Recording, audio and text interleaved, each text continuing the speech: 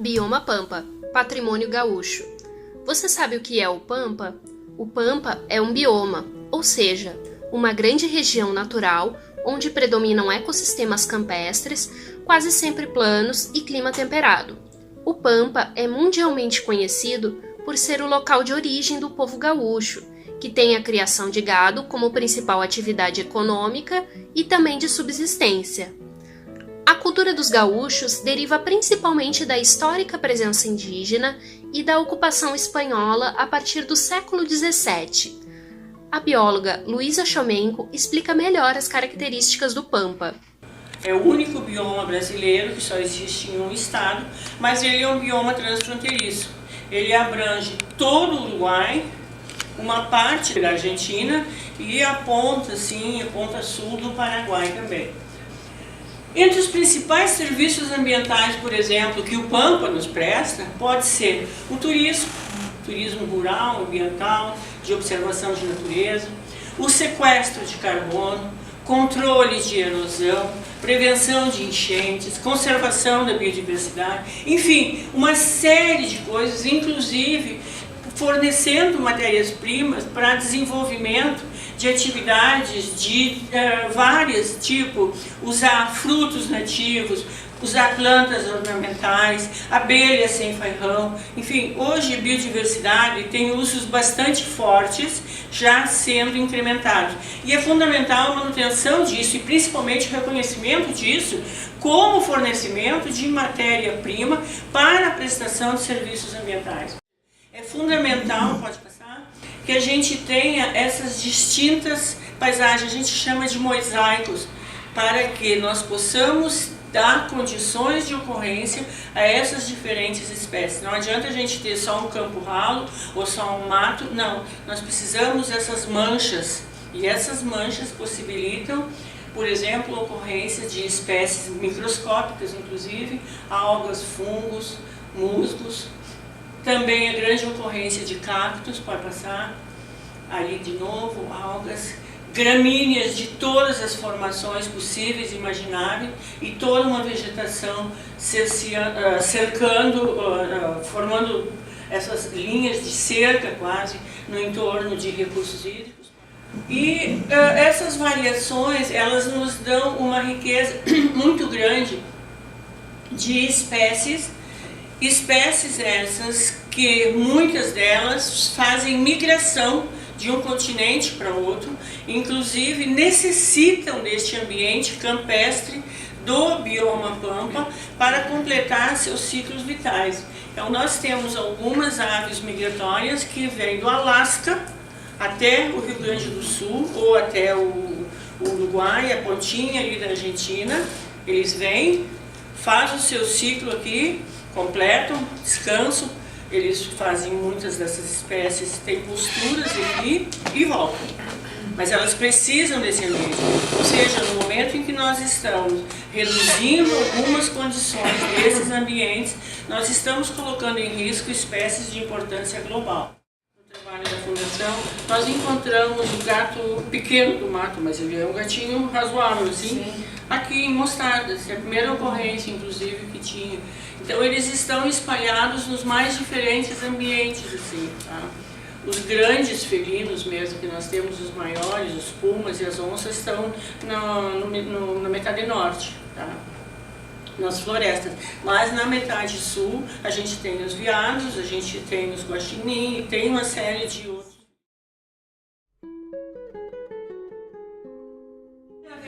E a gestão ambiental é condução, direção, proteção da biodiversidade, controle do uso de recursos naturais através de determinados instrumentos, esses, legislação, zoneamentos, enfim, que incluem regulamento, normatização, investimentos públicos, financiamento e requisitos interinstitucionais e jurídicos.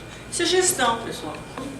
Este conceito ele sempre foi muito trabalhado naquela perspectiva assim, ó, eu vou gerenciar esse meu recurso aqui.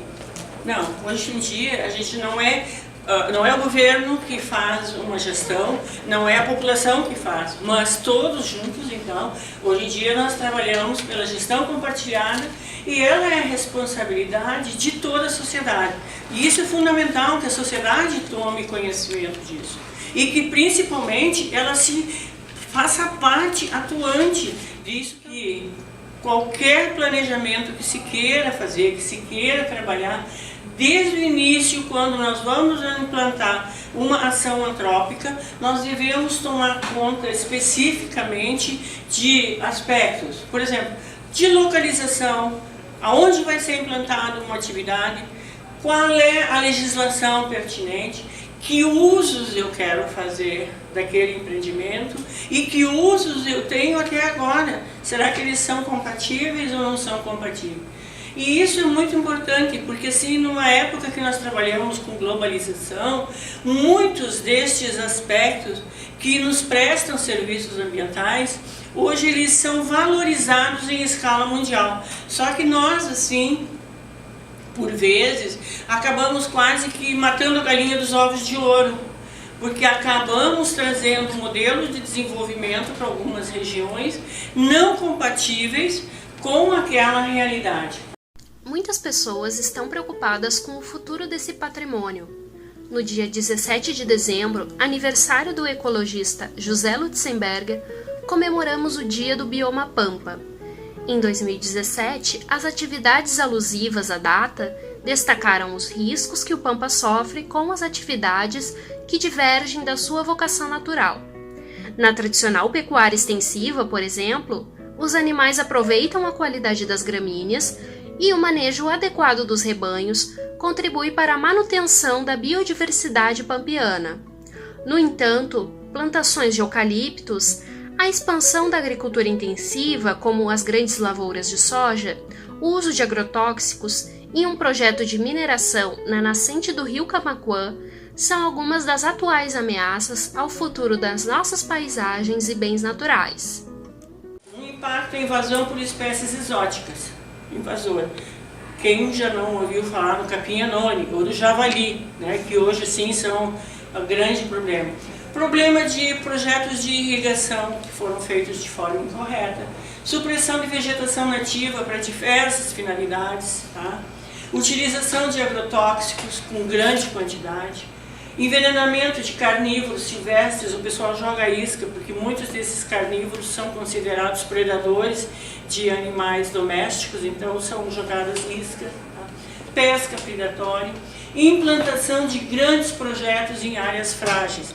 E aí nós podemos citar 3 grandes tipologias. As barragens, que nós temos grandes barragens em áreas frágeis muitas vezes, a questão das termoelétricas e a questão da mineração.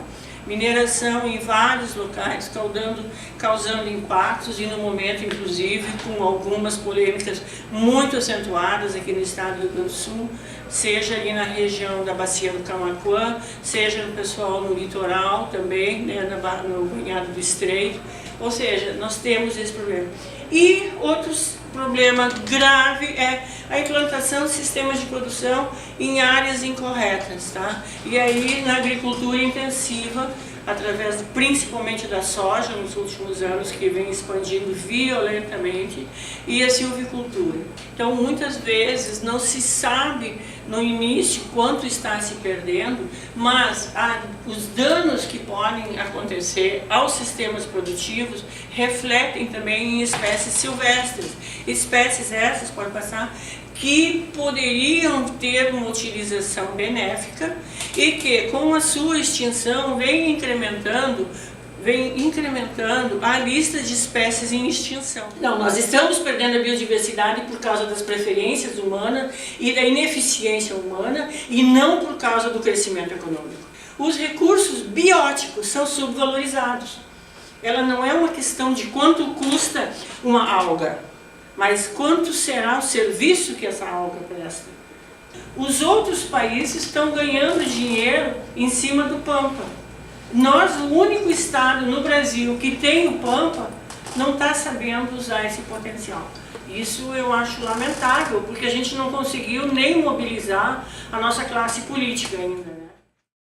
Em dezembro de 2017, um ato em Pelotas e o lançamento da campanha O Pampa Não Pode Acabar, em Porto Alegre, por entidades ambientalistas do Rio Grande do Sul, defenderam a aprovação da proposta de emenda à Constituição número 5, de 2009, que classifica o Pampa, o Cerrado e a Caatinga como patrimônios naturais brasileiros.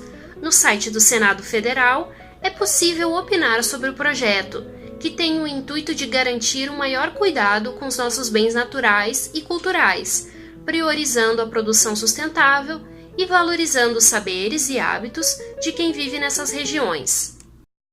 O Pampa é o berço de um povo gaúcho, um povo cuja cultura foi construída sobre campos nativos, de um território com fronteiras flutuantes. Lembram, né, das nossas fronteiras? Quantas guerras a gente teve, mas em cima de um pampa.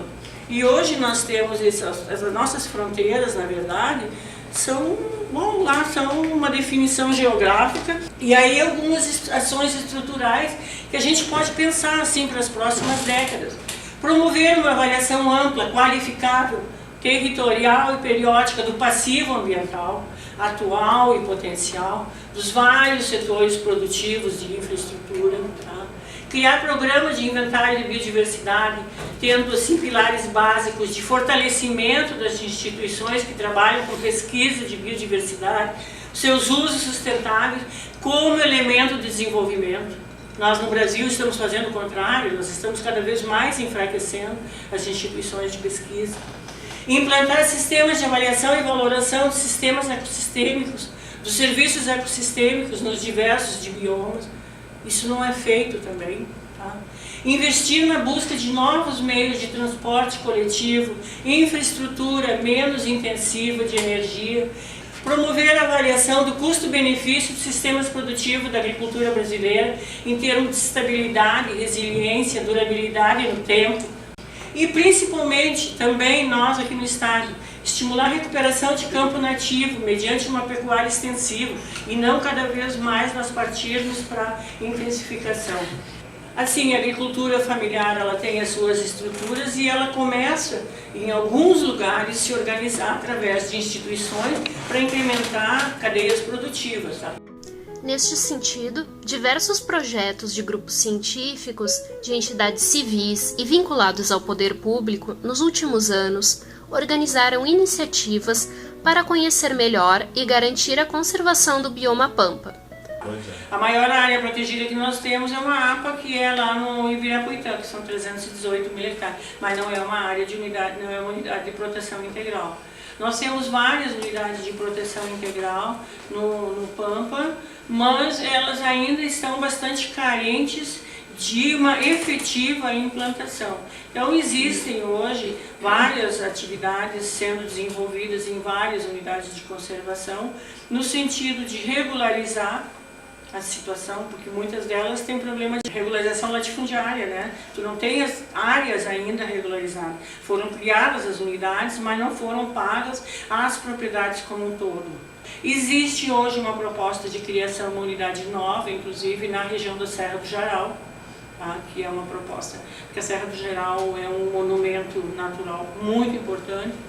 Algumas unidades estão com planos de manejo em andamento, mas a maior parte delas ainda carece de regularização fundiária e não tem planos de manejo ainda também, né?